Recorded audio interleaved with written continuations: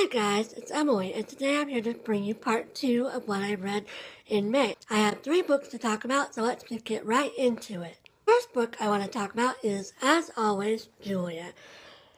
The Letters of Julia Child and Avis DeVoto. Food, Friendship, and the Making of a Masterpiece, edited by Joan Reardon. And this is the letters of Julia and Avis, as it says, and it's detailing the creation and publication of Julia's great work, Mastering the Art of French Cooking. It starts out with Julia writing basically a fan letter to Avis's husband about an article that he wrote dealing with whether French knives or American knives were better. And Avis was basically her husband's secretary, and so she wrote back a reply, and that's triggered a very close friendship, mostly through letters with a few visits here and there, and it spans Julia's time in Paris and then her time in the south of France, and then her time in Oslo, because her husband Paul was a diplomat with the State Department, and they were moved around a lot. And Avis lived in Cambridge, Massachusetts, because her husband worked at Harvard and was a professor there. And anyway, it just details as I said, the creation of Mastering the Art of French Cooking.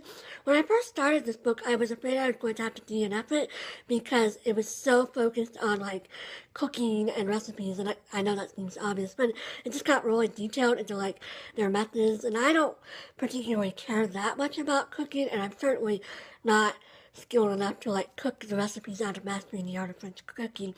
But anyway, eventually once they became closer friends, they started talking more about their personal lives and about politics. The bulk of this book takes place in the 1950s, and so there's a lot of discussion of like Eisenhower and the McCarthy era and the McCarthy Army hearings and all of those interesting things. And I actually like current day politics, I do not really care about, but historical politics I find fascinating, and so I really enjoyed this. So if you're not like that interested in historical politics, you might not like this, but I did find it really interesting.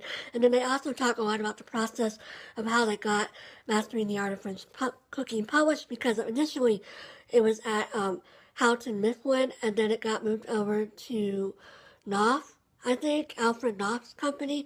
And so it just shows like how they submitted their drafts, and then they got rejected, and then they got retaken by Knopf. And it's just a really interesting book, and I recommend it if you like letters, or if you like worrying about the publishing industry, or if you like I said, historical politics. I just found it a really interesting read, and I'm really glad that I finally got this read, because I've owned it since December 2015, so it's about time I got it off my TBR. But yeah, it was a really great book, and I gave it 4 stars, and I highly recommend it. The next book I finished in May was The Devil in the White City by Erik Larson, and the subtitle of this is Murder, Magic, and Madness at the Fair That Changed America. And this is about the architect Daniel Burnham, who designed the Chicago World's Fair in 1893, which was nicknamed the White City because all of the buildings were in white, and also because it was very clean compared to the rest of Chicago, which was very smoky, and there was a lot of pollution, and there was a lot of rubbish in the streets, so it was sort of a comparison.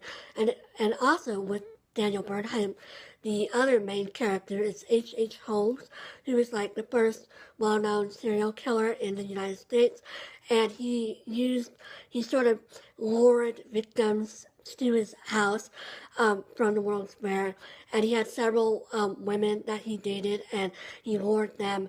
And how he killed his victims was he had this big, basically a gas chamber in his basement, and he would hire people, and they would do some of the work, and then he would not pay them, and so they would quit, and then he would hire more people, because at that time unemployment was very high, and so he basically just kept getting people, and so nobody knew exactly what he was building in his basements, because they only worked on a little part, and so that's how he kept them from understanding what the true purpose of his gas oven was.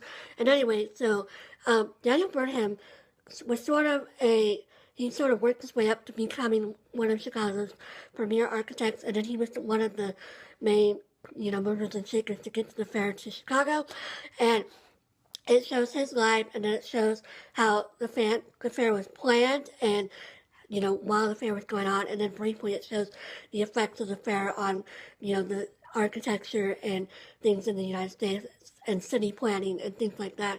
And then alternatively, it shows H.H. Holmes and his early life and then his murders, and then, after the fair when he eventually got caught for his murders and he ended up in a psychiatric place, and it sort of talks about, mental illness and how that was affecting the crime at that time, and how, legal definitions were being created of like psychopaths. That term had never been used before, although the symptoms had been described, and so that term sort of came out of H.H. Holmes and his arrest and all that, because, they needed a term to describe him in the papers.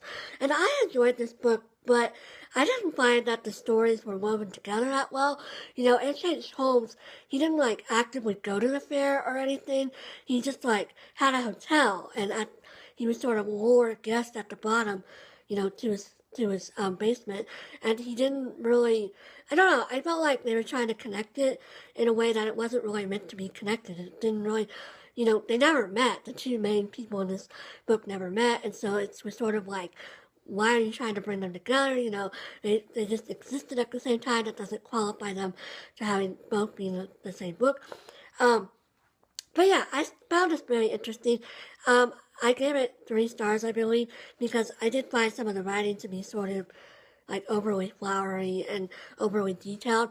This was my first Erik Larson book to read. I have had it since last year, so I was glad it was another book I was glad to get off my TBR. I don't know if I would pick up more by him. I probably would. I know his book Dead Wake is pretty popular, but yeah, I enjoyed this. And if you're really interested in serial killers, or learning about the history of architecture or the history of the World's Fair, I would recommend this. And it was a pretty good readable nonfiction book if you're looking for a readable nonfiction. So yeah, I enjoyed this one as well. And then the last book I want to talk about is a book you've probably already seen around, but that is Homegoing by Yaa Gyasi. And I actually was not planning to read this, and I certainly wasn't planning to buy it because my library has it, and I tried never to buy books that my library has. But then Victoria over at Eve's Alexandria did a book haul, and she showed this gorgeous UK edition, and I was like, oh, I have to have that. And I tried to talk myself out of buying it, and I lasted one day. One day after I watched her haul, I had made my book depository order to get this, and I hate using book depository because I don't like the fact that you don't get a tracking number, but I had to get this book, and I love it. I mean, it's so beautiful. I am so in love with it, and I'm so glad I got it. And anyway, I read this one, and now I'm gonna put it back on my shelf and just admire its beauty all the time. But anyway, this is the story of 2 generations, or not generations, one family throughout many generations. And you start out in Africa, and there's 2 sisters, and one of the sisters marries a slave trader, and then the other sister is sold into slavery and is taken to the American South. And it just shows you how, over time, these 2 families are impacted by, slavery, and how their lives differ and how the generations differ. And I enjoyed this a lot. I found it very beautiful. I gave it 4 stars, and I just found it really interesting. And I know a lot of people have said that they find the chapters too short, but I actually thought it was really great because it was it just gave you enough, but it didn't bog you down into the politics of this time or anything like that. And I just really enjoyed it, and I would definitely read this someday. And I just found it really moving, and I'm not going to say that much about it because I feel like it's been talked a lot about, but it was just such a great book. And all of the characters were interesting. I would say that the ending was sort of cliche and overly symbolic or something. I don't know, I just felt I don't want to spoil it, but it was sort of comes full circle in a very obvious way, and you're okay, that's, I mean, it was great, it was a good ending, but it was sort of obvious the way she wrapped it up and completed the circle of the generations. But anyway, I highly recommend this book, and once again, I just adore this cover, and I'm so glad I saw this on Victoria's channel. Before I had seen it on her channel, I had just seen the yellow cover from the American, and I don't actually think that cover is very pretty, but this one was, it's so pretty, like, okay, and enough talking about this cover, it's, whatever. Anywho, that's all the books I want to talk about today. I hope you're having a great day, and I'll talk to you again soon. Bye!